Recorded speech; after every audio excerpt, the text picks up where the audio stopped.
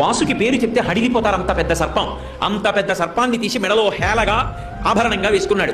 ఆదిశేషుడు 1000 పడగలతో భూమిని మోస్తాడు. అటువంటి ఆదిశేషుడు ఎగిరి కాలిని పట్టుకుంటే పాదానికి అంజలా అలంకారం చేసుకున్నాడు. ఆయన చెయ్యలేనిది ఏముంది లోకంలో?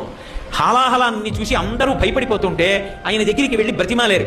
అందరూ హాలాహలం తరువుకొచ్చేస్తోంది, కాల్చేస్తోంది అని భయపడి వెళ్ళి కైలాసానికి, శంకరా నువ్వు తప్ప మమ్మల్ని ఎవరు కాపాడతారు, స్వామి రక్షించన్నారు అనేటప్పటికి హాలాహలాన్ని దేవతల కోసం పుచ్చుకున్నాడు.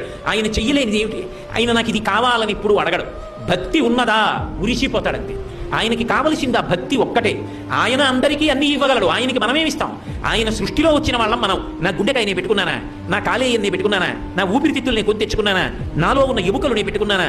ఇందులో చర్మము, రక్తము, మాంసము, కొవ్వు, అస్థి, శుక్ల, మేధ అనబడేటటువంటి 7 పదార్థాలు ఉన్నాయి. ఈ 7 పదార్థాలు నేను సృష్టించానా? ఈ కళ్ళకి వెలుగు నేను పెట్టుకున్నానా? ఈ ముక్కుతో గాలి తీసే శక్తి నాకుందా?